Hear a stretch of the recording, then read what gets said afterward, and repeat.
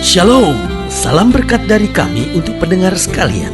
Saat ini pendengar akan diberkati dengan program Hari Ini Harinya Tuhan bagian yang ke-8.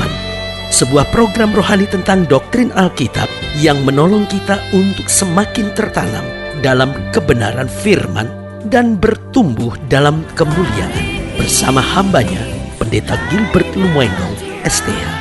Banyak orang merasa doktrin Alkitab sebagai sesuatu yang membingungkan. Tetapi tahukah saudara bahwa doktrin Alkitab intinya adalah memahami Alkitab dengan benar, dengan pemahaman yang sistematis, sehingga kita terus dapat tertanam di dalam kebenaran firman, sehingga kita terus bertumbuh di dalam kemuliaan Allah. Buka hati saudara sekalian untuk menerima berkat-berkat firman-Nya hari ini. Rencana Allah bagi setiap orang percaya adalah agar setiap orang percaya dapat hidup dengan aman dan tentram. Nah, apa artinya hidup dengan aman dan tentram? Yang pertama, otomatis bebas dari musuh. Bukan berarti kita tidak memiliki musuh, tapi kita bisa menang atas musuh. Karena Alkitab berkata, ular dan kalajengking akan kau langkahi. Engkau akan menginjak anak singa dan ular naga. Artinya apa? Ada musuh di depan kita, tapi Tuhan memberi kuasa yang luar biasa. Tuhan memberi anugerah yang besar. Bahkan Tuhan menyatakan kemuliaannya dahsyat, sehingga kita menang dari musuh dan melihat kuasa Tuhan dinyatakan. Haleluya. Dan yang kedua, apa artinya hidup dengan aman dan tentram? Yaitu lepas dari malapetaka dan mara bahaya. Karena Alkitab berkata malapetaka tidak akan menimpa kamu dan tulah tidak akan mendekat kepada kemahmu. Alkitab berkata satu utas rambutmu pun tidak akan jatuh ke tanah tanpa seizin Tuhan. Artinya apa? Hidup Kristen tidak pernah perlu khawatir, hidup Kristen tidak pernah perlu takut, hidup Kristen tidak pernah perlu cemas. Kenapa? Karena kita lepas dari malapetaka dan mara bahaya. Karena kita dijaga, kita dipelihara. Bahkan Alkitab berkata, you are the apple of his eye. Engkau adalah biji matanya Allah. Haleluya. Dan yang ketiga, artinya kita hidup dengan aman dan tentram, yaitu kita bebas dari kekurangan. Karena Alkitab berkata, pencuri itu datang hanya untuk mencuri, membunuh dan membinasakan. Lalu Yesus dengan tegas berkata, tetapi aku datang untuk memberi domba-dombaku hidup dan hidup yang berkelimpahan. Artinya Tuhan tidak mau kita kekurangan, tetapi Tuhan menyediakan berkat bagi kita yang percaya. Sehingga anak Tuhan yang sungguh-sungguh bergantung dan berharap kepada Tuhan tidak pernah akan kekurangan, tetapi hidup dalam berkat-berkat yang berkelimpahan. Haleluya. Dan yang keempat, saya pelajari apa artinya hidup orang percaya senantiasa hidup dalam aman dan tentram, yaitu kita bebas dari sakit penyakit. Karena Dia adalah Allah yang menyembuhkan kita. Yehova Rafa, Dia Allah yang menyembuhkan penyakit kita.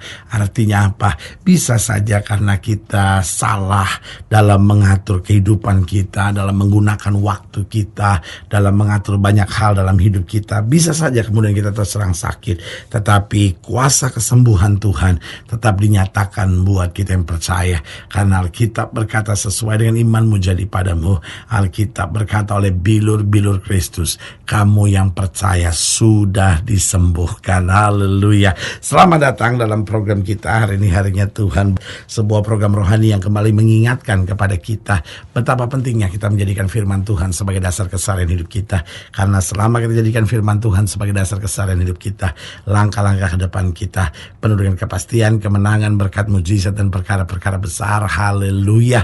Dan dalam program ini kita sedang membahas tentang diam dengan aman dan tentram. Nah, ini penting sekali.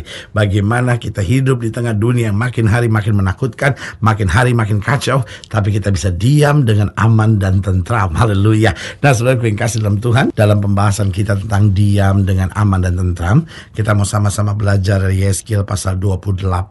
Yeskiel pasal 28 ayat yang ke-20 sampai ayat yang ke-26. Yeskiel pasal 28 ayat yang ke-20 sampai 26. Demikianlah firman Tuhan di bawah judul perikop nubuatan melawan Sidon. Lalu datanglah firman Tuhan kepadaku, Hai anak manusia, tunjukkanlah mukamu kepada Sidon dan bernubuatlah melawan dia. Dan katakanlah begini firman Tuhan Allah, lihat, aku menjadi lawanmu hai Sidon, dan aku menyatakan kemuliaanku di tengah-tengahmu. Dan mereka akan mengetahui bahwa akulah Tuhan pada saat aku menjatuhkan hukuman atasnya dan menunjukkan kekudusanku terhadap dia. Aku akan mendatangkan sampar atasnya dan darah akan mengalir di jalan-jalannya, dan orang-orang akan mati rebah di tengah-tengahnya karena pedang yang datang dari sekitarnya melawan dia. Dan mereka akan mengetahui bahwa akulah Tuhan, dan tidak ada lagi bagi kaum Israel dari semua tetangganya yang menghina mereka, menjadi duri yang menusuk atau onak yang memedihkan. Dan mereka akan mengetahui bahwa akulah Tuhan Allah. Beginilah firman Tuhan Allah, pada saat aku mengumpulkan kaum Israel dari tengah-tengah suku-suku bangsa di mana mereka berserak, dan aku menunjukkan kekudusanku kepada mereka di hadapan bangsa-bangsa, maka mereka akan diam di tanah mereka yang telah kuberikan kepada hambaku Yakub. Mereka akan diam di sana dengan aman tentram. Mereka akan membangun rumah dan membuat kebun anggur. Ya, mereka akan diam dengan aman tentram pada saat aku menjatuhkan hukuman atas semua tetangganya yang menghina mereka.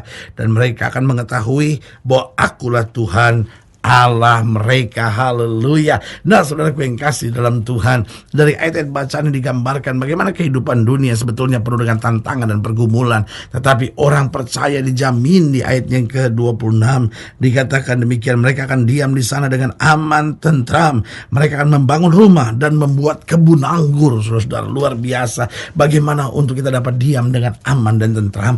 Yang pertama, kita harus siap melewati pendidikan kedewasaan dari Tuhan. Ini mutlak harus dilewati. Ada banyak orang berkata, aduh saya udah capek dengan tantangan, saya udah capek dengan masalah, saya udah gak kuat. Saudara yang kasih dalam Tuhan, Tuhan sedang memandang kita dan berkata, aku tahu batas kekuatanmu, aku sedang mau mendidik kamu supaya menjadi dewasa. Nah, persoalannya kadangkala kenapa kita gak mencapai posisi aman dan tentram ini? Karena setengah jalan kita sudah menyerah, kita gak siap melewati proses pendidikan kedewasaan dari Tuhan. Dan sebagai hamba Allah, saya mau ingatkan, memang proses pendidikan kedewasaan dari Tuhan itu berat, tetapi mengasyikkan.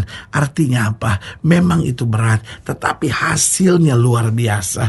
Karena itu saudaraku yang kasih dalam Tuhan, sebagai hamba Allah, saya mau ingatkan, mari kita tekun, mari kita sabar, mari kita kuat ketika melewati pendidikan kedewasaan dari Tuhan. Mungkin saudara berkata, apa itu yang termasuk pendidikan kedewasaan?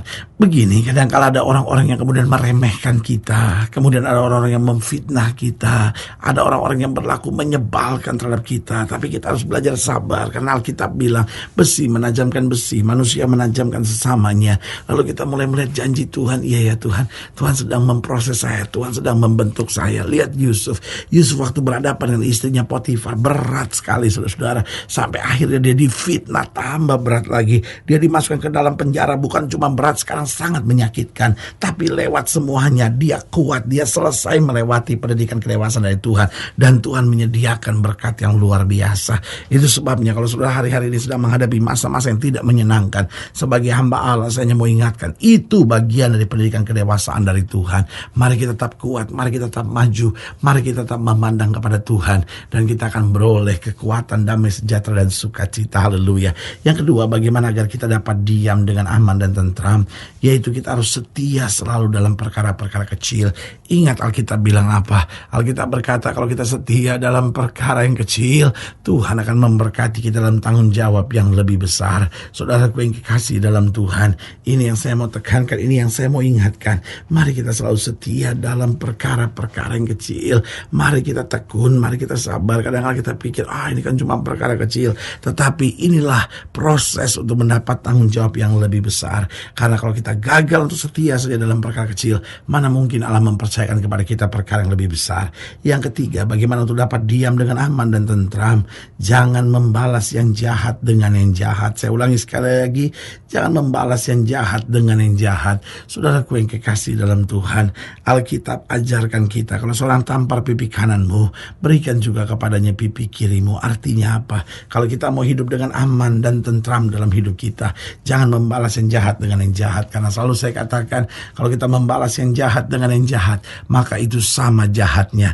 Jangan bilang, loh tapi kan saya diperlakukan begini makanya saya begini. Saudaraku yang kasih dalam Tuhan, kalau dasar kita tidak ada yang jahat, maka orang memperlakukan apapun terhadap kita, kita tidak akan bisa membalas yang jahat. Saya bercontoh sederhana, kalau air itu adalah botol air minuman yang bersih, lalu sudah mau kocok bagaimanapun, maka air itu tetap air yang bersih. Tetapi kalau air itu kelihatan bersih, tetapi ada endapan yang tidak baik di bawahnya, lalu kita kocok, maka air itu langsung kelihatan suram, air itu langsung kelihatan kotornya. Kenapa? Karena dasarnya dia menyimpan yang kotor. Saudaraku, biarlah hati kita selalu bersih, sehingga orang berbuat jahat bagaimanapun, kita dikocok bagaimanapun, tetap kita mendatangkan damai sejahtera dan kasih bagi orang lain. Jadi bagaimana agar kita dapat diam dengan aman dan tentram? Yang pertama, siap melewati pendidikan kedewasaan dari Tuhan. Yang kedua, setia selalu dalam perkara-perkara yang kecil.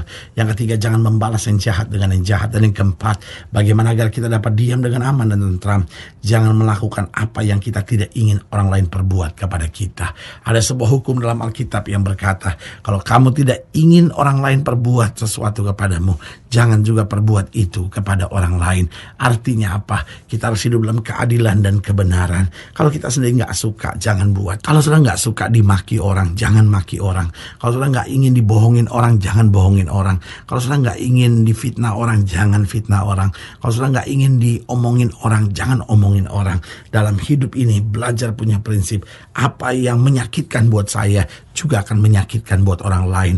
Apa yang baik buat saya, biar itu juga yang saya perbuat, sehingga orang lain juga menerima yang baik dari saya. Haleluya. Saudara gue yang kasih dalam Tuhan, saudara yang ingin dilayani lebih jauh, hubungi kami melalui telepon, melalui surat, kunjungi website kami, karena kami ada untuk membawa Bapak Ibu saudara senantiasa lebih dekat pada Tuhan dan mengalami kasih kuasa mujizat yang luar biasa. Haleluya. Secara khusus juga melalui program ini saya mau berdoa buat setiap saudara yang sakit, setiap saudara yang berbeban berat, karena saya percaya bahwa bagi Allah tidak ada perkara yang mustahil. Nah, saudara-saudara yang ingin didoakan secara khusus juga boleh taruh tangan kanan saudara di dada, dan kita akan berdoa. Mari kita berdoa. Bapa, dalam nama Yesus, hamba doa buat yang sakit, hamba doa buat yang berbeban berat, hamba doa untuk setiap mereka yang sedang menghadapi masa-masa yang sukar, karena hamba percaya bahwa bagi Allah tidak ada perkara yang mustahil. Bapa, hamba berdoa di dalam nama Yesus, Tuhan jamah yang sakit, Tuhan sembuhkan, yang lemah Tuhan kuatkan, yang susah Tuhan hiburkan, bahkan mereka taruh tangan kanannya di dada, karena mungkin hari-hari ini mereka penuh kegelisahan, kekecewaan, dan hari ini kami belajar untuk dapat diam dengan aman dan tentram. Hamba berdoa di dalam nama Yesus, Tuhan jamah, sehingga anugerah kasih, belas kasihan Tuhan senantiasa turun dalam hidup kami. Di dalam nama Yesus kami berdoa. Haleluya. Amin. Saudaraku yang kasih dalam Tuhan, kita sudah berdoa. Ingat, tidak pernah Allah lalai menepati janjinya. Inilah saatnya buat kita untuk bangkit, bersemangat, bersukacita dalam menghadapi segala perkara. Karena kita tahu Yesus hidup, Yesus berkuasa, dan selalu menyediakan yang terbaik buat anak-anaknya. Doa saya menyertai saudara. Sampai berjumpa pada program berikut, dan jangan lupa, jadikan hari ini harinya Tuhan. Haleluya.